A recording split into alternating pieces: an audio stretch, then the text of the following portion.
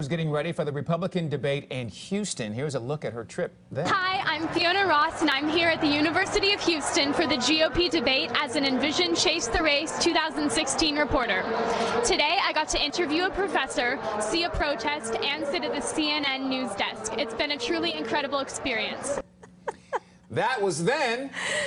This is now. There Fiona Ross is here with us this morning. Good morning. How are you? I'm good. How are you? Fantastic. Good to see you again. So we first saw you in January when you were selected as one of 12, I do believe, for this particular contest to be sent out and to cover the actual election. Yeah. All right. So it all started in January, and in February you went out. Now here we are in June. I cannot wait to find out what you think. So, Yes. First question, I guess, would be, what was the most surprising thing that you have seen thus far as you've been covering this entire campaign? Definitely Donald Trump, because his campaign is on a foundation of kind of this anger that speaks to a lot of people, and it's so surprising that people respond to this anger and are still voting for someone that really the whole campaign is just anger, anger, anger. These are the problems we have, and it's surprising that people want to vote for that. Right. I love this. Yeah. She's breaking it down. Yeah, she totally is. Thank you. I love you. When you first sat down, you said things have certainly changed, even since your last visit here. There are much fewer candidates. Oh, right? yeah. A lot of them left. A lot of them. So when you're out and about and you were on your trip talking to people your age, what are you hearing from them about their thoughts on the campaign? There are people who they want to see change. The youth, the millennial vote is for change because they're questioning if the American dream is really going to be possible for them, because they're told that they're going to have it better than their parents, and but the college costs are just rising, and they want to know if they're going to be able to afford college and if they're even going to get a job when they get out of college. So they are looking for someone that is going to speak to that. And that's probably why a lot of the young voters are lining up with Bernie Sanders. Where do you think the youth vote in California is going to go? Probably Bernie. Really? Because, again, he's speaking to the question of, am I going to have a good job after I go to college? Can I even afford to go to college? And he's running a campaign for the digital age that just speaks to the youth because it's predominantly on social media. Interesting.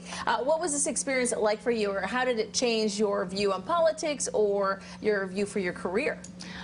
It was an incredible experience, and it really made me consider having journalism as a career because it was so fun and incredible to get to go and talk to people and hear their opinions.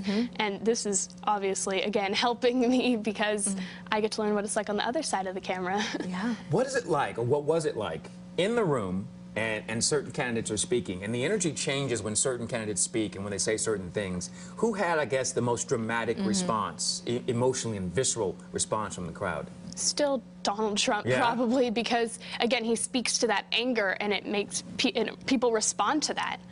Wow. It is amazing that that continues to grow and continues to grow, but yet the younger voters don't seem to be in line with that at all. No, because I think he also, since he's running this campaign on the anger and kind of discrimination, while it does speak to more of, like, not millennials, they're tentative of that because he hasn't talked much about how he's going to help the youth, like, possibly afford college, and he hasn't really talked about that, so they're still like, I don't know if that's a good option for me. So the disconnect there between the millennials and Mr. Trump. Yeah. Now, you get to go to the inauguration, I think, in January? I do. Yes, that's good. And, like, Envision is sponsoring the 12 of us to go to they have a big inaugural leadership summit in D.C., so a ton of kids who've been following the election as well get to go, and it's just going to be incredible. Awesome. Again, she's 15. She can't even vote yet. Can't vote yet, but yet knows more about the process and the exactly. candidates and the campaigns than most of us who actually can vote. Fiona Ross, absolute great pleasure to talk to you again. Thank you for having me. Thank you for doing what you've been doing and continue with your endeavors, and we'll check back in with you a little bit later on. Thank you. All right, that's Fiona Ross. She is one of 12